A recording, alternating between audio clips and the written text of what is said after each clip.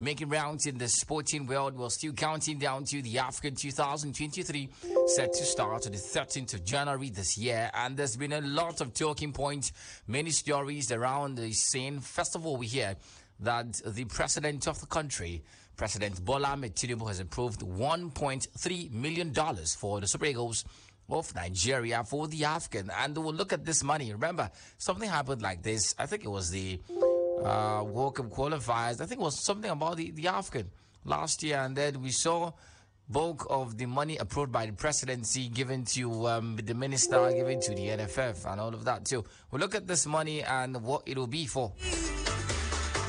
Well, speaking of money, CAF has also raised the prize money for the winner of the African to $7 million. And it's a conversation this afternoon. Well, can Nigeria do it again and get this money? It's a conversation. Well, John Obi Mikel is looking for, of course, is interested in getting into the NFF, and of course becoming some sort of intermediary between footballers and the government. We'll talk about the stories, and there's something making rounds right now in the NPFL. One of the highest goal scorers of the NPFL this season and even last season, the man's name is Robert Mizo. Well, the man is set to leave Bayelsa United, and he's set to join Al Hilal Benghazi in Libya. And the man is set to sign a contract until 2027. Well, the man scored 19 goals in 2023. 10 this season, 9 last season, and the man has been one of the most prolific players in the NPFL. But the man is going to Libya, and we'll talk about this move in the context of the fact that our best players in the NPFL always leave. If they leave to Barcelona, if they leave to Arsenal, if they leave to Chelsea, they leave to Juventus, they leave to Inter Milan, it's fine. But when they leave to Libya, what does that say of our league? Talk about this and so much more in the course of the show. That's very, very simple. What the numbers to call us up remain 090-2223-1011, and you can also call 0817-624-8565. The numbers to give you the chance to be a part of the show. Otherwise, we are streaming live on Facebook, the Planet Radio 101 FM page, the one with the blue tick. Go there, drop a comment, and of course you can watch us live and see UT's fine blue shirt and see, the man is making a lot of money. But this is not an excuse to bill him. He has his bills to pay, basically. Oh, good afternoon, UT. Welcome to the show. I'll ask you, can they bill you?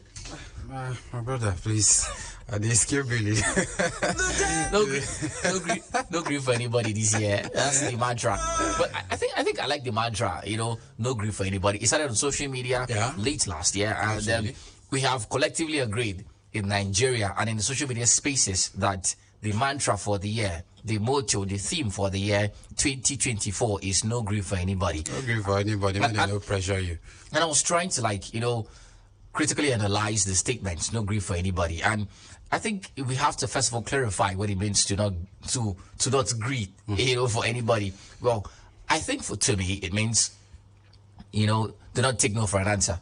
Right? Yeah. If you fail, stand up, rise again and continue. Absolutely. If you get a no for an answer, keep pressing. Absolutely. Keep pushing. Whatever it is you're trying to do, you might fail a lot of times, but you have to continue to push. Absolutely. Basically. And secondly, no grief for anybody for me means never get pressured by anybody. Absolutely. People are trying. Pressure.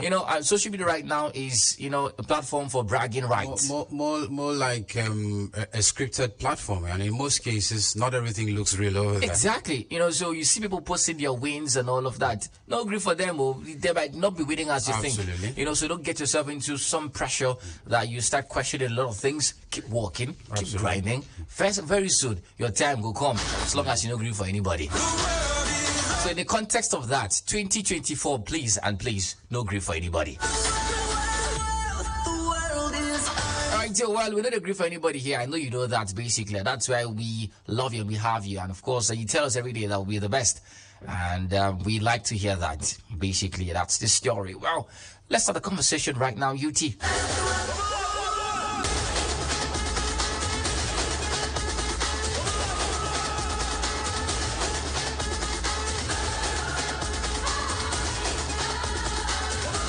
Okay, so the conversation starts from the national scene where the president of the country, Bola Ahmed Tinubu, has approved a sum of $1.3 million with few days to the commencement of the AFCON 2023.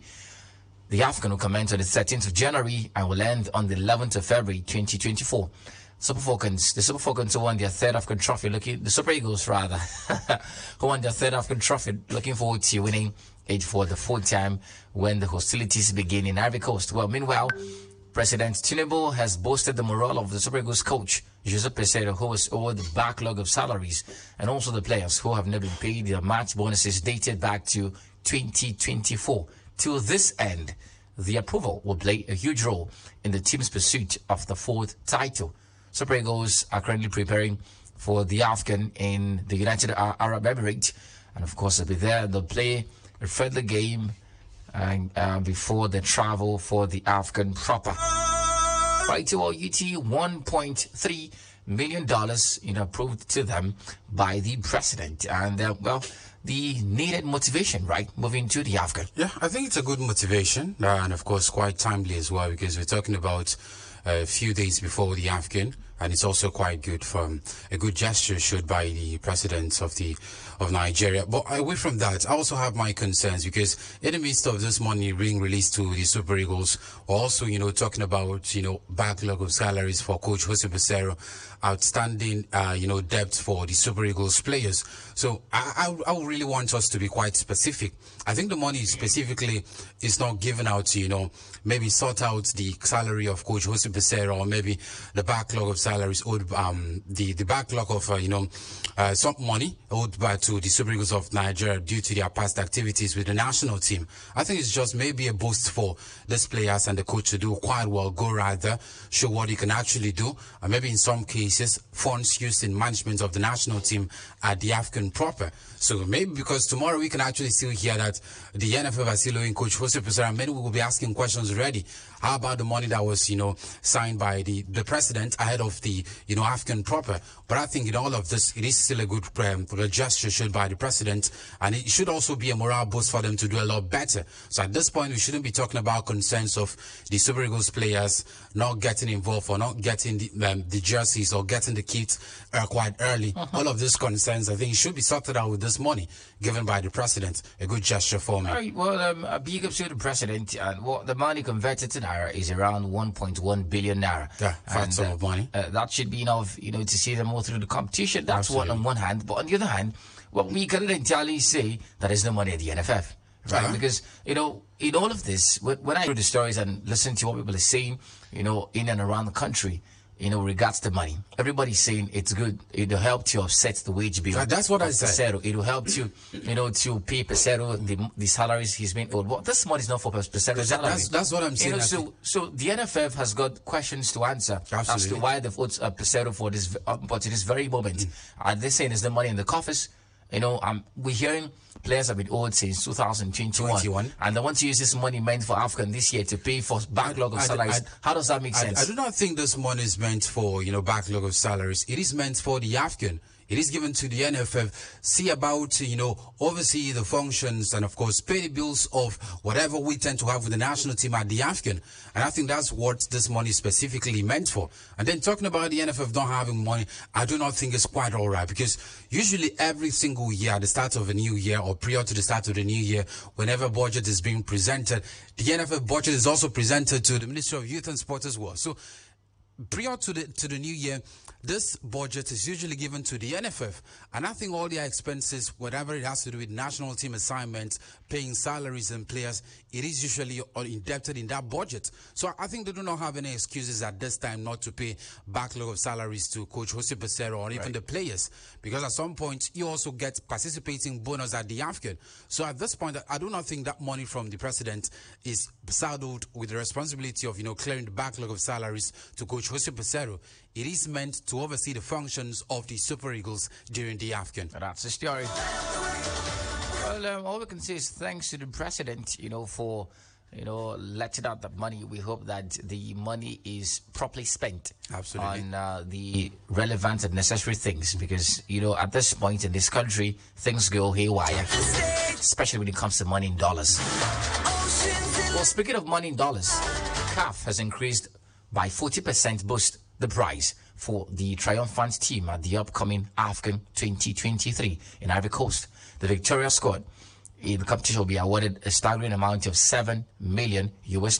This significant rise aims to elevate the prestige of the tournament and further incentivize top-tier performances on the African stage. Well, the runner-up in AFCON would go home with $4 million. This move by CAF demonstrates a commitment to recognizing and rewarding excellence throughout the competition.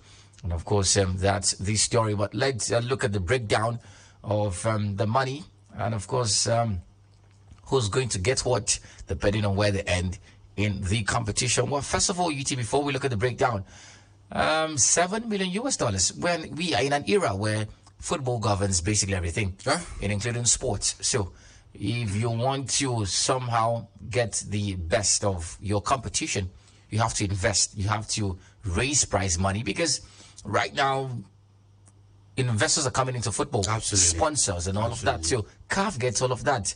They need to also increase how much participating teams get, because the subject matter in all of these conversations are the players and the teams, so they have to get some raise. Well, I think it's a good step for me if I want to look at it where we started off from, because prior to now, I think way back before 2019, we're talking about winners of AFCON going on with, I think, $4.8 million.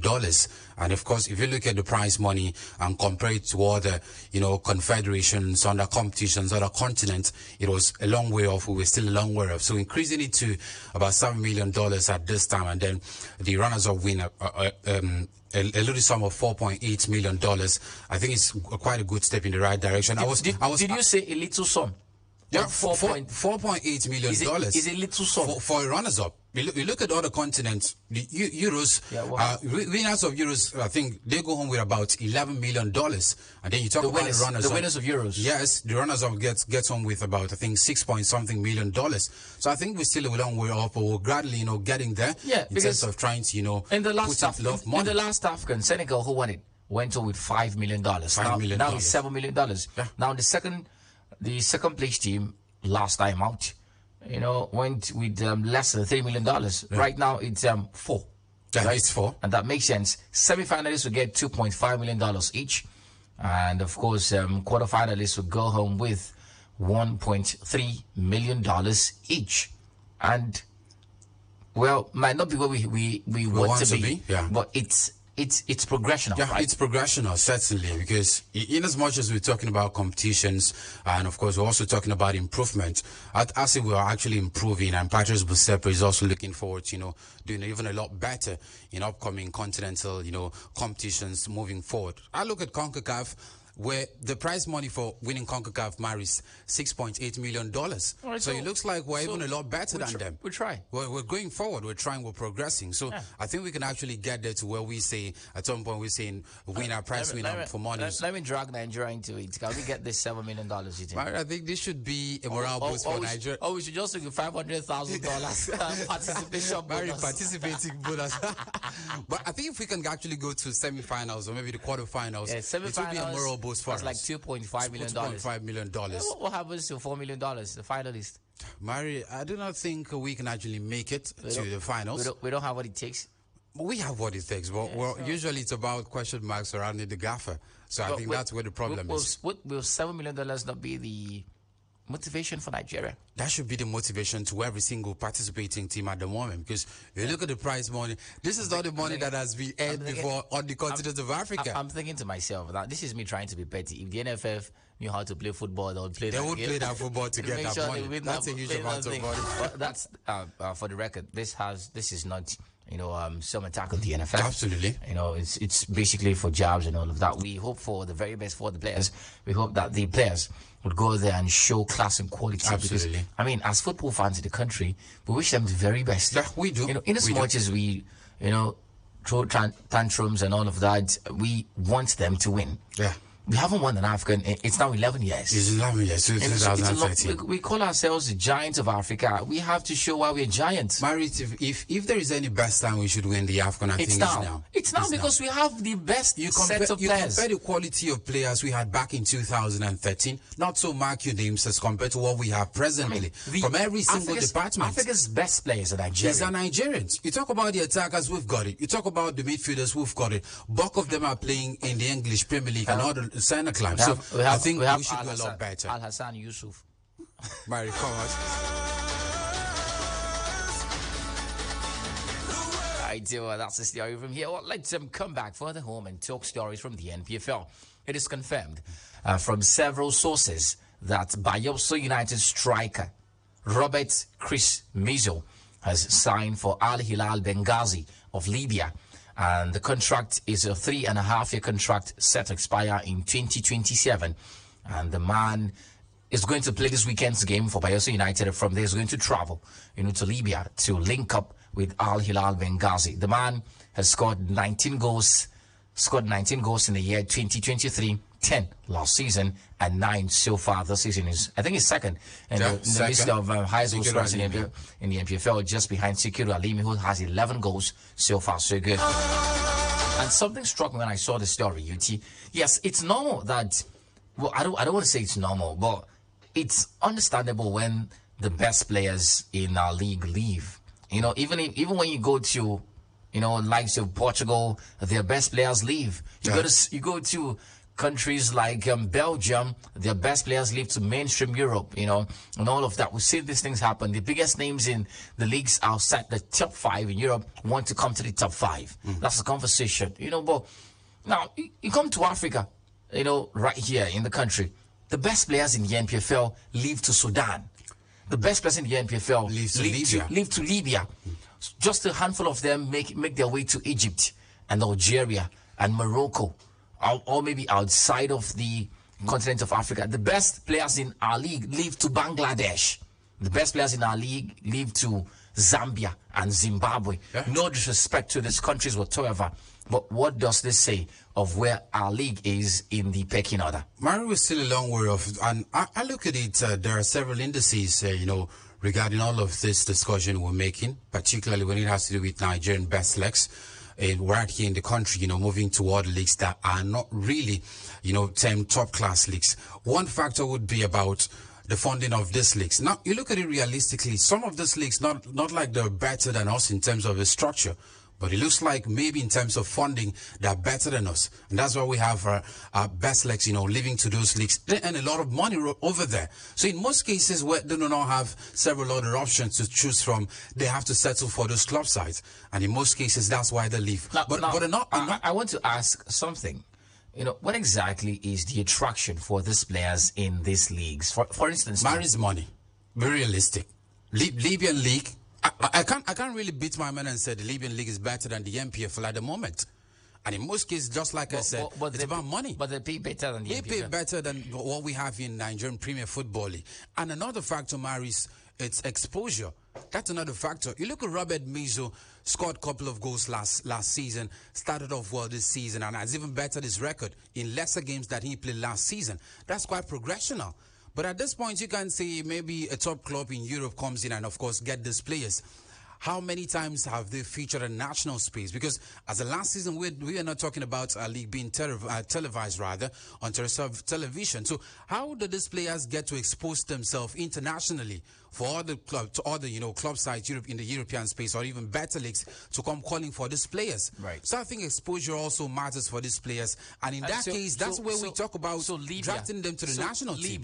Libya gives them exposure. I'm not saying Libya give them the exposure. Because I am saying the European space, before you get to the European space, you have to be exposed right here, either on the continent of Africa or with a national team level. Meaning that there's not much exposure in Nigeria. Absolutely. With the league. Despite the start times, it just happened this season. It just happened this season. We didn't have it last season, as a matter of fact. So I think we're gradually progressing at this time. How many players, have left Libya for Europe? That None. Exactly. That's what I'm saying. So what's the exposure in Libya? Mary, come on. You did not get me.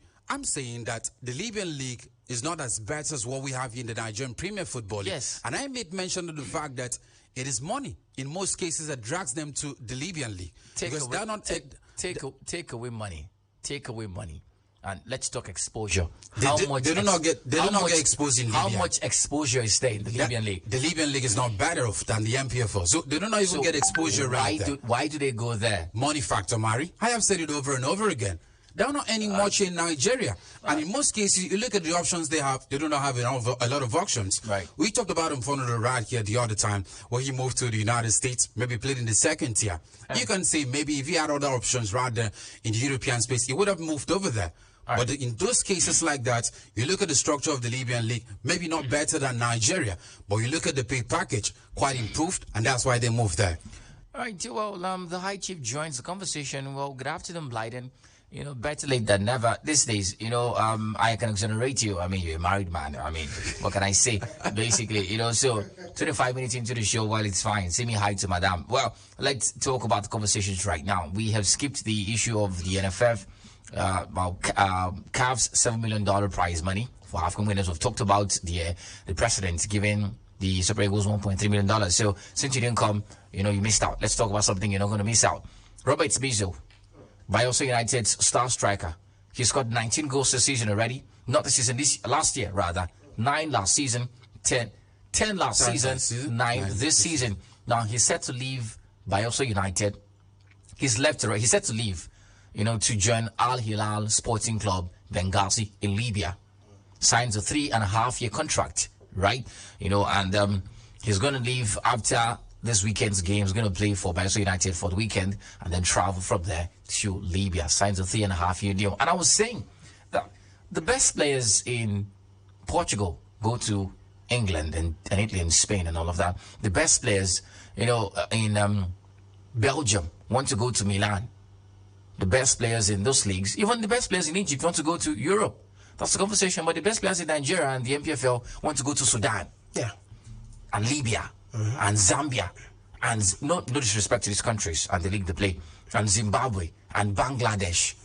What does this say of where we are? Well, it says the state of a league, how difficult the league is in terms of, or how backward rather, not difficult the league is in terms of organization. It's not difficult. Because you look at the organization, that's where the concern is. You look at the sponsorship that comes into the deal, into the league, that's where the problem is now. And Mari, look at it. I was listening to Itobe talk about it. It says there's no exposure in Libya. Massive exposure in Libya. What it means is you are closer to Europe. How many best players leave Libya to Europe? Well, I was trying to check. Not much. On an average, how many players leave Libya to Europe? It doesn't have to be direct from Libya to Europe. You're so close to Algeria, close to all these North African countries. You're given good package. You have better agents. In fact, you begin to think as a pro. In Nigeria, you're not thinking as a pro. They give you a deal one season. The next season, that's a big factor. The whole team is dropped. A new set of players come in, and it's not running as a pro as far as I'm concerned in Nigeria. You move to Libya, it's a different ball game. And guess what? The next moment you can be in Al Ahly in Egypt, earn decent money too. In Libya you're earning decent money. Yes, so it's the money. It's the money factor. I understand. Standardization of I understand, guys. I understand the conversation of, you know, you're close to North Africa and all of that. Well, for instance, say Robert Mizo is 23 years of age, right? 23 and right. So he plays for Libya for 3 years. Definitely, he's not going to play for 3 years. They will say, we've seen it happen all again. It's usually one season they get to return. Either they're able to move or they return back home. That's what's happening. If we're talking about exposure, you should move from there to elsewhere. Wait. That's the problem. You know, it's either he leaves or he stays back. So there's no assurance of some stability in Libya before he moves, because I'm thinking that it should be an upward curve, right? So he's 23 right now. So it's an upward curve, Murray, no matter how you want to look at it. Just that the next upward stage is full of uncertainties. You cannot really tell what happens next. We've seen players move from Nigerian league even far back to South African league, and you look at those players at the end of it, they end up staying in the South African league for so long, and afterwards maybe get to some level in East Africa, second division and all of that, at the end of it not being the mainstay. Here's why I'm saying this, right? You know, there's a player that used to play for Akwa United. He's a defender. He was top. His name is Emmanuel Ariwachuku.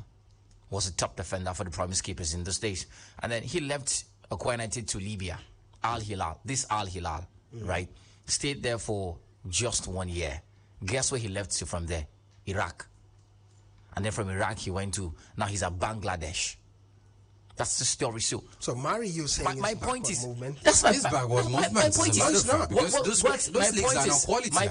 My point is what exposure is there in Libya, and how many players have left Libya to mainstream Europe? To Croatia. Okay, Mari, let's look at it this way. Let's go on. Apart from I know there's money. I know the bank account is going to be fatter. Let's look at it this way. But how many players have left Libya to? Let's look at it this way. Bodo Glimt. Let's look at it this way. How many players in the Nigerian Premier League play and retire in the Nigerian Premier League, never earn the money, never get any form of exposure? You're moving from Libya to Bangladesh to all that. Come on. It's better than you staying in Nigeria.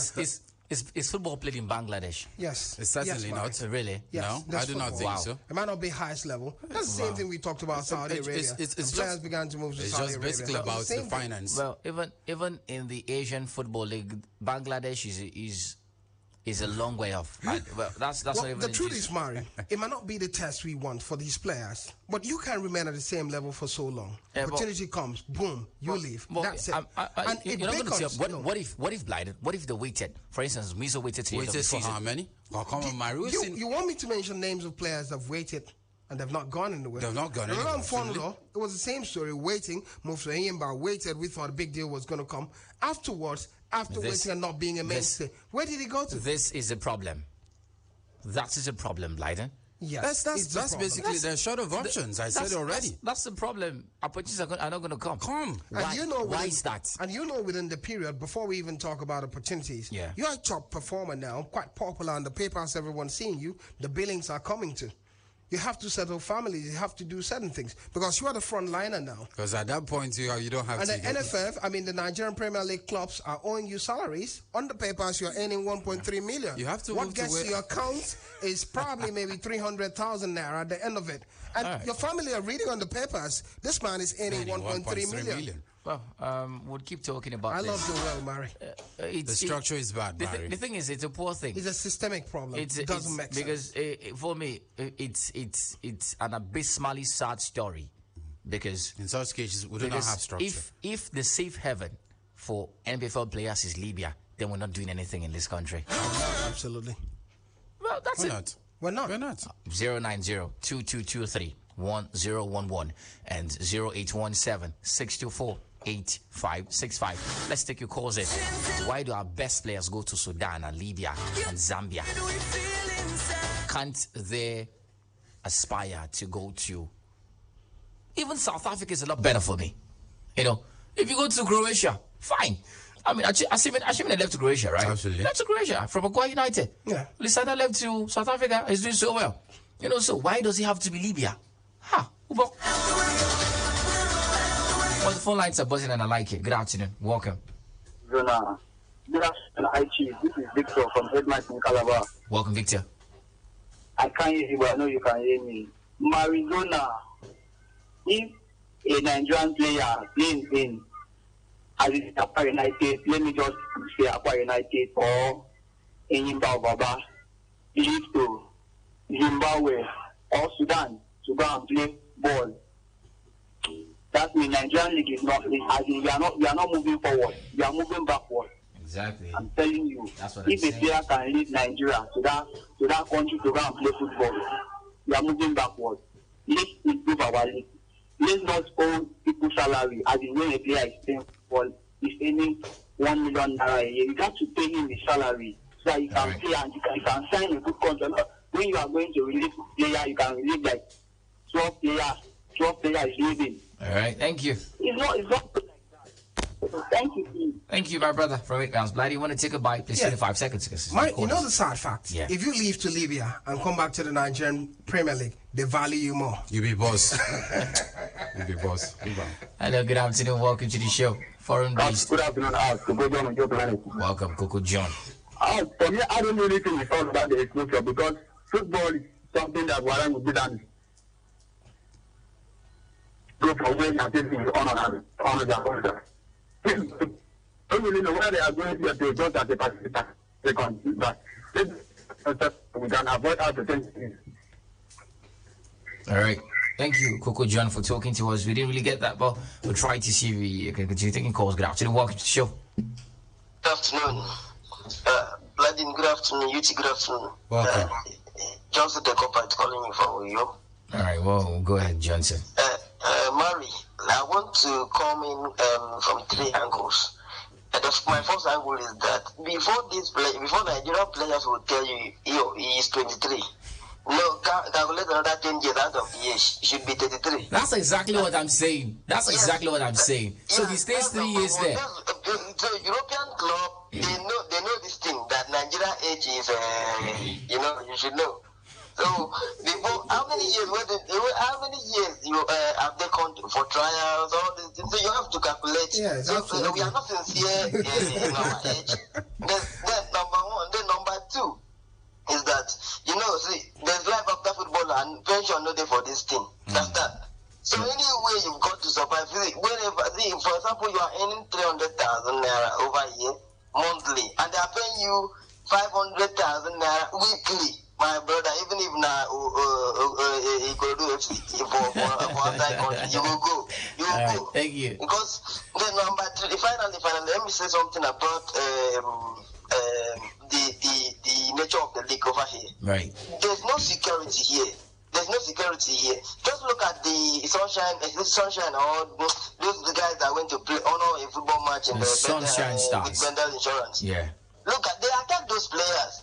That over there in Northern Africa, we do not hear such a thing. So those things. Those are some of the factors that players will consider and underrate our league. Right, thank you. Not good enough. So thank you. Thank you very much. Now, I'm not saying he shouldn't go. I'm saying, does it have to be Libya? Secondly, that's one. Secondly, Ahmed Musa left the NPFL to Netherlands straight. He didn't branch anywhere from Canopilas to Venlo. Had exposure with the national team. Yeah, well, that's what we're talking. Mari, here's the thing. It brings back the conversation we've always talked about. Yeah. Not just for home-based players, even foreign-based players. Nigeria as an NFF have not done enough in terms of giving footballers opportunities. I always ask the question, what do footballers get for playing for Nigeria? Basically nothing. It's just a platform. So early days, set up competitions where few players get to have 1 or 2 caps. Foreign countries begin to think they're serious footballers. I have talked about exposure all the time, and it helps us players, as a matter of fact. But it goes back to the conversation of the league. Ahmed Musa was the best player in the Nigerian Premier League season after season. Before and it was trusted. The league was trusted. What's the name now, the Yibo guy now, who played for West Brom? What's the name now? Osazo Udim. It was the same thing. Had a short spell in the Nigerian Premier League. Yeah. Best player in the Nigerian Premier League, boom. Vincent Anyama, same thing. It was so decent for about 3 seasons in the Nigerian Premier League. Yeah. When he left, he was tested and trusted. In Nigeria now, if you just have to score a few goals and add the numbers, that's your CV to go out of the country anywhere. It doesn't matter. Good afternoon. Welcome to the show. Tallest on the line. Yeah, go ahead.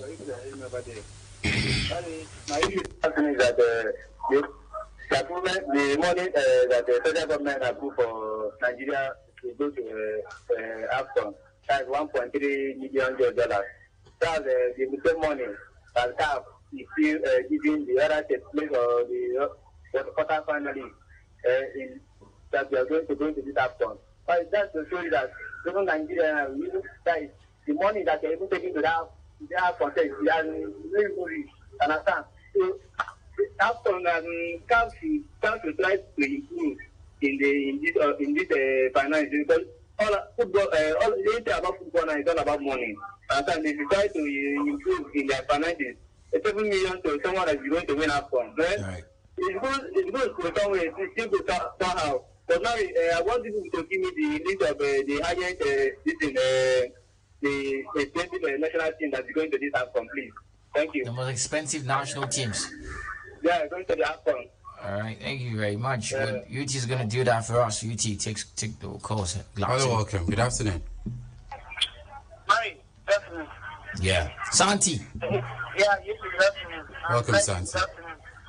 Happy New Year to you. Yeah, once again, Happy New Year. Congratulations to you. Thank you, Santi. Congratulations. Harry, this afternoon I want to resolve my issue you guys are talking about today. The striker of Reeva United. Harry, there is no pressure in football. Anyway, you see that you can earn money. Now that you are young, everybody wants to get you cash out. That when you are not able to play any longer, you know that you're making your contract and you are making more money even when you stop playing. So that's the truth. It's difficult to do. If you could go there and here in Nigeria, they pay in more than monthly salary. Why they will pay in weekly salary? Harry, even me, I will go. That's the truth. Right. Because everybody needs money. Even me, like this year, if I have opportunity, I will go. As far as they pay me money every week, I will go. That's the simple thing. But for me in Nigeria, I am not giving any hope for life because they don't have the coach. And that's the thing. They don't have the goalkeeper, they don't have the defenders, they don't have the midfielder. They only have the strikers, which they cannot do the job alone. So they simply just go there and the next day and come back home. Thank you. Thank you very much.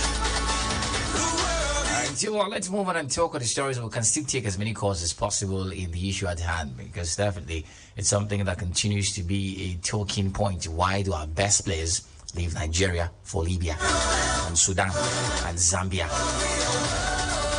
And the funny thing is, Zambia's best players are going to come. Is never going to come to Nigeria. Well, Ghanaians are here, Murray. Blinding their best players. Oh, they're best. Even the Brazilians we had at some point, they're not best. I think compensation is the best players. Yeah, that's what I'm saying. The best players. I agree. How many of those players scored up to the Ghanaian national team playing in the NPFL? Well, at the end of it, it boils back to the conversation, building the league. Thank you very much. Let's cross over to Europe and talk of the stories. I'm done being petty. I'm tired.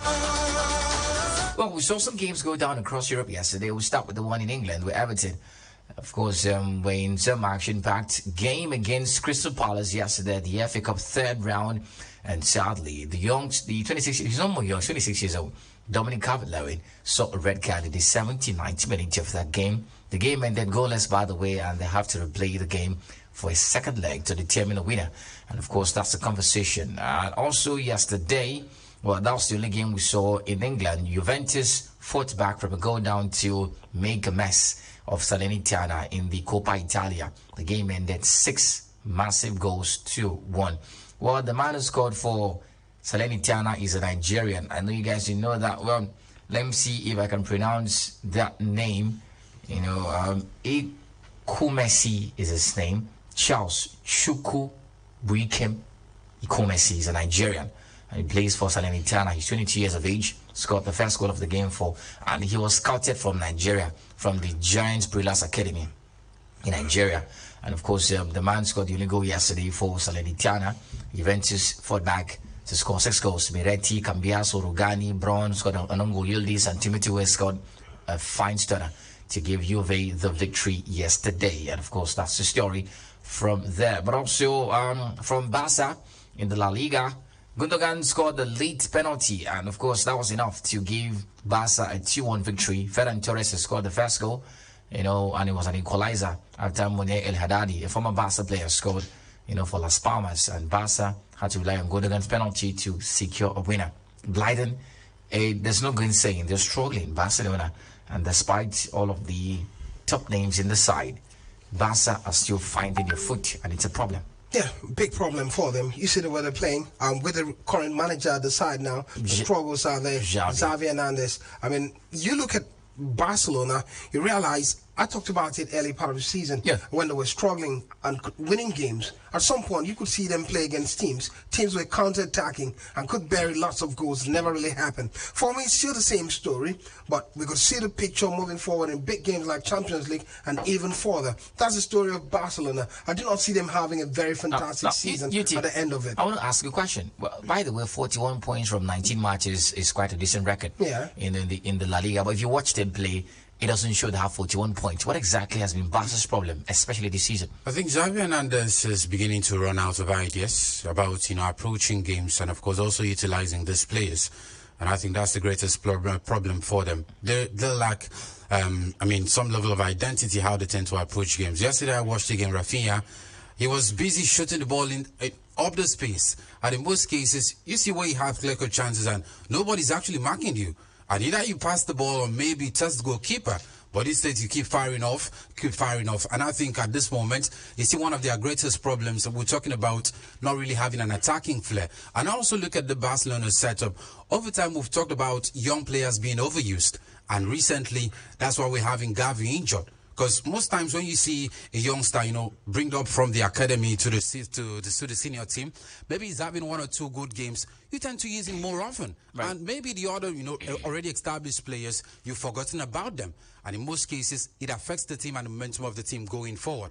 And I just feel Xavi learns at the moment after requiring Victor Roque back to the team, made his debut yesterday. If he's overused, that would be the same statement. The youngster's debut. Yeah, good start for him. I think it's a big talent. But I just go back to what you asked UT for me. I think you look at this Barca side, too many young kids in that team. And that's why I think they're doing quite fine. Too many young kids? Yeah, absolutely. Every young kid from the academy who tends to play good football, they draft into the main team. That's what's happening. Remember, it's been difficult for them to have Gundogan there. Gundogan, Lewandowski, not more at his prime at the moment. Who else? Yeah, but they have Araujo is becoming the leader of the side. Becoming, yeah. But he's getting like 23 or 22 right now. Still a youngster. Really? Still a youngster.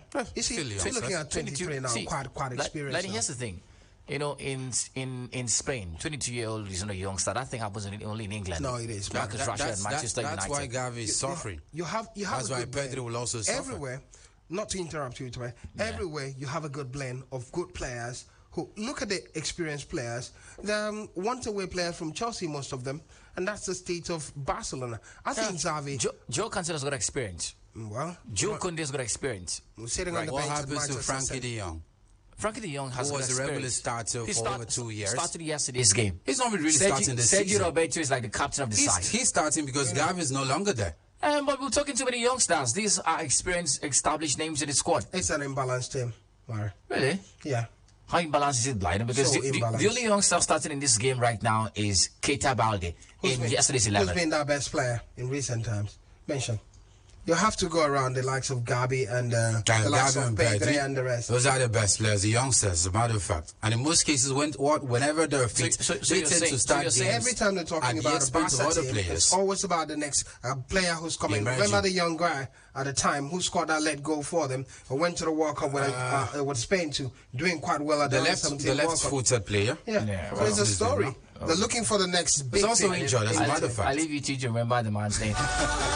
Let's travel to France. Well, PSG forward Kylian Mbappe says he has not made up his mind about where he will play next season as his contract enters its final 6 months. Blyden, you think the man has not made up his mind yet? Well, I think the moment he's decided not to sign a new contract, renew that contract, he had decided, yes, he's going to a new club. And probably we might just see Real Madrid make the difference. They've given him a target till mid-January. Mid-January is so close, and probably would make sense that he said they had some agreement with the owner of Paris Saint-Germain. We'll get to know exactly what the details of that agreement is. But basically, from my thinking, I think it's just going to be a situation where Real Madrid gets to pay some money and Mbappe gets to shift camp from Paris Saint-Germain to Real Madrid. That's what I'm saying. Yeah, I can hear stories about Liverpool, but I do not know how genuine that is. That's the story. Let's take calls in 090-2223-1011 and 0817-624-8565. Now, Blyden, before we started the show, if you go through the streets of social media, there's a mantra for the new year, and it was coined by the social media folks, and the mantra goes thus: no grief for anybody. Okay. Right. And I just saw a story that clearly mirrors that. Anthony Martial is set to sign a contract extension with Manchester United. Yeah. That man, no one grief for anybody. Good afternoon. Welcome to the show. Hello, good afternoon, Maradona. Welcome, Victor. Good afternoon, Clarence and UT David. Maradona, let me say that I'm so much happy for what I really heard, that the president has given some money for them to pay for their players. It's why the match is going on, And every several time, this would have been an issue for Nigerian football. But thank God that this president has been able to get something, so the responsibility should be on the player and the coach. So let me be the weather for the goalkeeper of the Super Eagles. You must try to do well, because if you win any trophy for your country, it also helps you to promote your football, also your career. And let me say, for this weekend, I play on FA Cup.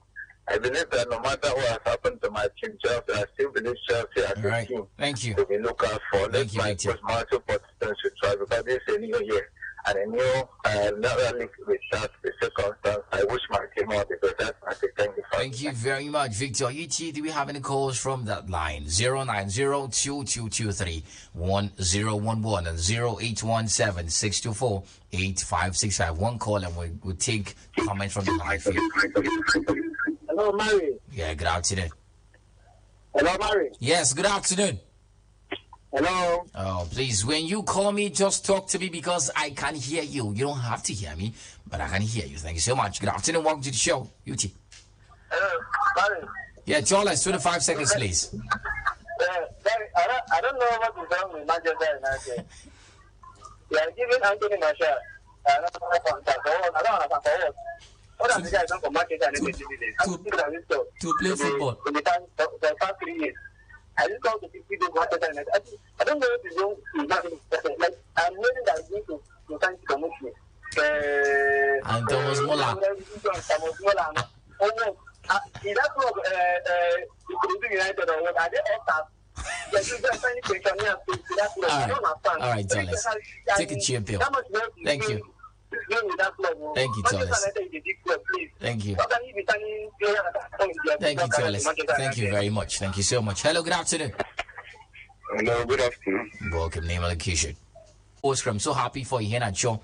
He'll be joining the Eagle squad later because he's one of the most consistent and committed players for the Super Eagles. Finally, Arsenal should make sure the sign is track at this transfer window to boost your title chase.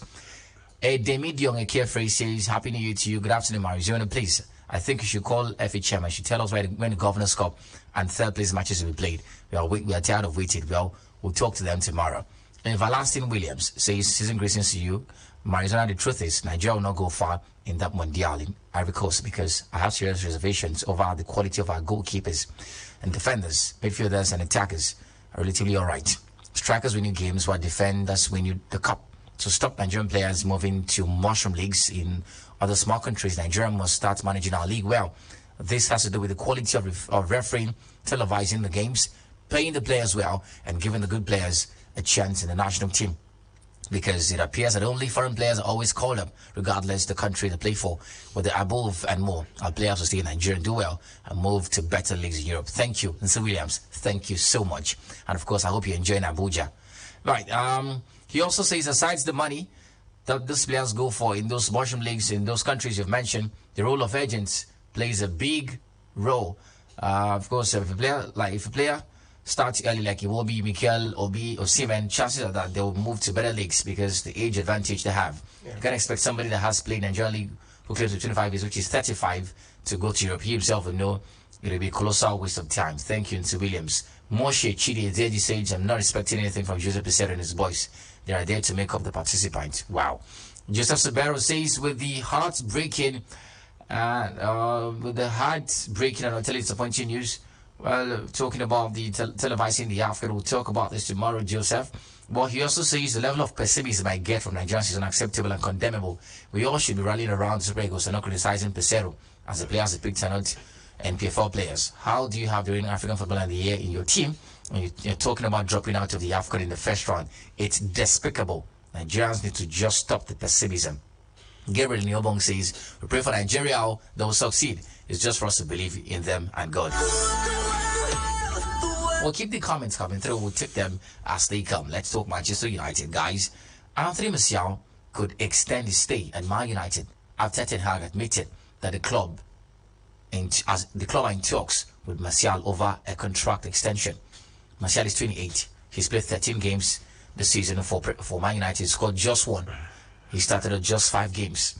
And since 2015, he has been tipped to win the Ballon d'Or. Nothing close to that, Blyden. What exactly is irrational? behind wanting to extend Martial to Man United? Well, quite concerning, because when I first heard the news yesterday, and this morning also had another from some super agent saying it's not going to happen despite what Eric Ten Hag had said. But on the other hand, when a manager comes out to the public and says, come on, this man will extend his contract, but extension was planned until 2025. Maybe they're also looking at the financial fair play, the role it gets to play in signing new players to the side. Is that concern? But not really good enough for Manchester United regarding Anthony Martial, who has to extend his contract. Because here's the idea of extending contracts, Mario. You see a player is doing fine, you extend the contract, so the contract doesn't see out and probably gets to join another club. So 3 players now, Manchester United extended that contract. Lindelof, they extended Wan-Bissaka and Hannibal. Now Anthony Martial. Wow. Yeah, that's it. Well, dear stakeholder, hold your thoughts. The man doesn't want to talk about Man United. That's interesting. Well, tonight we're expecting games in the FA Cup. Brentford taking Wolves, Fulham, Rotterdam, Tottenham taking Burnley. And of course, we'll be talking about the results of these games later tomorrow. There's no Premier League this weekend, right, UT? There's no Premier League.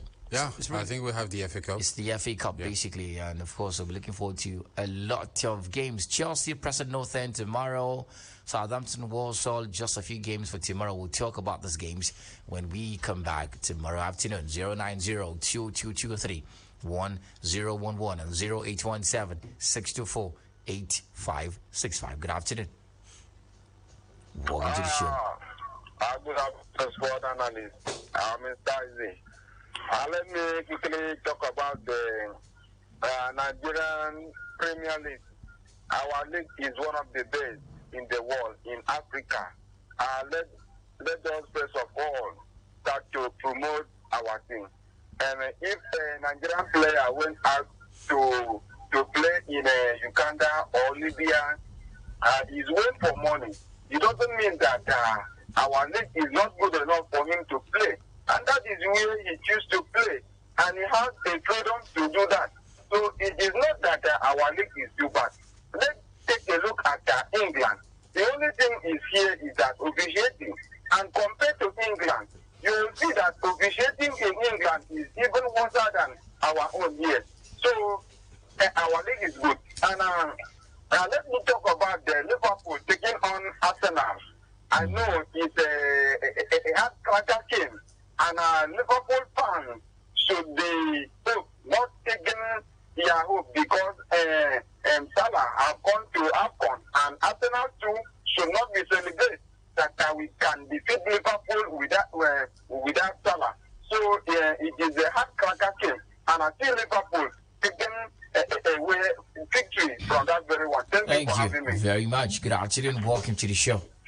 Hi. This is a Sports Messiah. Good afternoon. Hello? Yes, welcome. Well, please, when you call me, just talk to me. Dear Sports Messiah, I can hear you, so just talk to me. Yes, good afternoon. Good evening, Manasana.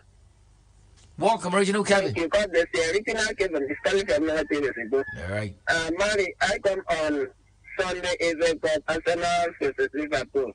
Let my team get really preparation on Sunday. I wish my team Arsenal all the best. And Nigeria also preparation for Nation Cup. Who loves the Nigeria? God bless you. Thank you. God bless you too. Well, Blyden House bounce. Well, this man has not played football in 8 months, and Brentford looking for £100 million. Yeah. Ivan Toney. Does that even make any sense to you? Well, I think the problem is the fact that we do not know which Ivan Toney is returning after the 8 months break. Exactly. And it's happened all the time in football. Remember, he's added 8 months to the age. It might just be different to see him try to adapt. A £400 million, quite big.